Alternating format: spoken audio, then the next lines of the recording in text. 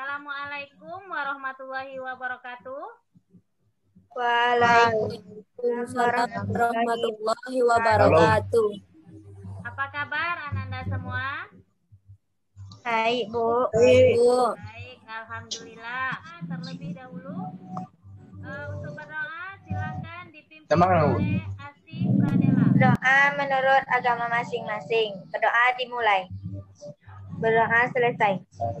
Sebelum kita memulai, Ibu akan mengabsen terlebih dahulu, yaitu Reska, Asih, Anggi. Bu. Baik. Bagi teman-teman Ananda yang belum bisa masuk di Zoom ini, boleh absen lewat materi. Siapa yang masih ingat materi kita sebelumnya? Strukturnya. Oke, apa itu strukturnya? Ada 3. Yang pertama tesis, yang kedua rangkaian argumen, yang terakhir penegasan ulang atau reiteration. Pada kesempatan kali ini kita akan membahas tentang kaidah kebahasaan teks eksposisi. Di sini sebelum Ibu membagikan materi, silakan Ananda cermati video berikut ini.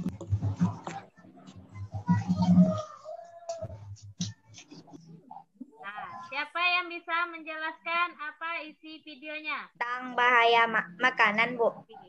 Anggi? Ya, Bu. Kira-kira apa isi video tadi? Tentang bahaya makanan yang dikonsumsi oleh remaja. Selanjutnya, kita akan membaca sebuah materi. Silakan Ananda baca sendiri. Kemudian, tugas Ananda nanti sekalian analisis video itu berdasarkan materi yang Ibu bagikan ini. Baik, di sini adapun tujuan pembelajaran kita yaitu setelah melalui proses pembelajaran dengan model discovery learning, di sini diharapkan peserta didik itu mampu menemukan kebahasaan teks eksposisi, yaitu kalimat nomina, kalimat perba. Kalimat perba ini terbagi 2, yaitu perba transitif dan perba intransitif. Baik, itu adalah tujuan pembelajaran kita pada hari ini.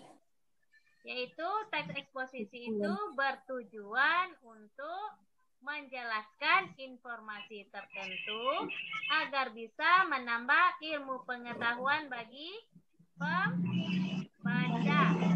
Itu kaidah kebahasaan teks eksposisi. Silakan Ananda baca. Ini kaidah kebahasaan itu ada 5. Yang pertama, menyatakan dan menjelaskan sebuah pendapat. Yang kedua, yang memuat sebuah fakta. Jadi dalam teks eksposisi itu harus ada fakta. Yang ketiga, ada penegasan pendapat, yaitu yang berada di bagian penutup. Nah, yang keempat, kalimat nomina. Kalimat nomina itu adalah, siapa yang bisa menjelaskan? Saya, Bu. Aturan dalam penulisan kalimat nomina harus ada 2 hal yang diperhatikan, yaitu subjek atau S dan predikat atau P. Selain kedua hal tersebut juga dapat ditambahkan unsur-unsur lain, yaitu 1 subjek berupa kata benda, 2 predikat berupa kata benda, kata sifat, kata bilangan, kata ganti, atau kata keterangan atau selain kata kerja. 3 objek, 4 keterangan waktu, 5 keterangan tempat. Oke, itu adalah kalimat nomina. Kalimat perba atau kata kerja. Di sini perba itu terbagi 2. Menjadi 2. Ya. Yang pertama, perba transitif. Dan yang kedua, transitif.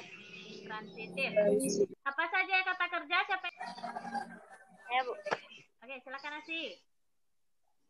Berlari, berjalan, bekerja. Kemudian perba intransitif. Verba intransitif ini adalah kata kerja yang tidak memerlukan objek dalam kalimatnya. Di sini ada tidak yang ingin ditanyakan? Bu. Tidak, Bu. Sekarang silakan Ananda analisis video tadi. Kemudian Ananda cari apa saja kaidah kebahasaan yang ada dalam video itu. Paham? Paham. Ya, Bu. Contoh dalam kalimat nomina yang terdapat dalam cerita tersebut adalah seseorang yang makan berlebihan. Nah, silakan Anggi jelaskan kaidah kebahasaan yang ada dalam teks dalam video tadi. Di dalam video tadi ya, Bu? Ya. Penggunaan kata kerja intransitif atau kata kerja yang tidak memerlukan objek di dalamnya menurut saya yaitu contohnya adalah makan. Sesuai di dalam kalimatnya yang menyebutkan kebiasaan dan gangguan, di sini subjek atau orangnya tidak ada, maka dari itu disebut sebagai kata verba transitif. Silakan Asi, kalau Asi apa yang Asi temukan dalam video tadi? Yang saya temukan dalam video tadi yaitu kata kerja transitif. Kata kerja transitif yaitu kata kerja yang menggunakan objek. Apa contohnya sih? Yang saya temukan yaitu dalam kalimat bulimia nervosa merupakan perilaku makan dalam jumlah banyak dalam waktu yang singkat yang kemudian membuat dirinya merasa sakit, lalu memuntahkan. Itu adalah kaidah kebahasaan yang ada dalam video yang sudah kita lihat tadi. Sampai di sini, setelah kita membahas apa itu kaidah kebahasaan yang ada dalam video, ada yang ingin ditanyakan? Tidak ada yang ingin ditanyakan. Kita cukupkan sampai di sini. Pertemuan kita kali ini, silakan siapa yang bisa menyimpulkannya.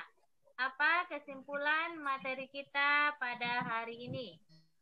Jadi menarik dari kesimpulan materi hari ini tentang kaidah kebahasaan di dalam teks eksposisi, menurut segi pandang saya bahwa kaidah kebahasaan sangat penting di dalam membuat teks eksposisi. Bukan lebih penting lagi, tetapi wajib. Sangat wajib bagi seorang penulis, karena seorang penulis harus benar-benar memperhatikan kaidah kebahasaan yang dia buat di dalam teks eksposisinya itu. Bagian-bagiannya harus singkat, supel, dan padat, agar si pembaca dapat menerima informasi dengan mudah dari yang ia dapat di dalam teks itu. Dan penyampaian informasinya pun harus terperinci dan jelas, sehingga menjadikan baca dapat memahami informasi tersebut dengan baik sehingga bermanfaat juga baginya. Kan amburadul juga kan, Bu, jadinya nanti kalau kaidah kebahasaannya tidak diperhatikan di dalam membuat teks eksposisi ini. Masa iya kalau kita membuat teks eksposisi tapi kaidah kebahasaannya tidak diperhatikan? Bisa-bisa jadi kacau kan urusannya nanti. Malah informasinya bisa menjadi sangat rumit nanti apabila dengan bahasanya pun juga berbelit-belit. Sehingga menjadikan si pembaca malah harus mencerna informasinya terlebih dahulu. Itu adalah kesimpulan kita hari ini, itu tentang kaidah kebahasaan dalam teks eksposisi. Jadi seorang penulis itu harus memperhatikan kaidah bahasa yang digunakan seperti yang dijelaskan oleh Anggi tadi. Setelah ini Ibu akan membagikan sebuah LKPD lewat grup WA kita. Nanti silakan Ananda kerjakan secara mandiri. Kemudian hasilnya Ananda kirim lewat WA pribadi Ibu. Baik, kita cukupkan sampai di sini. Lebih dan kurang Ibu mohon maaf. Wassalamualaikum warahmatullahi wabarakatuh. Waalaikumsalam warahmatullahi wabarakatuh.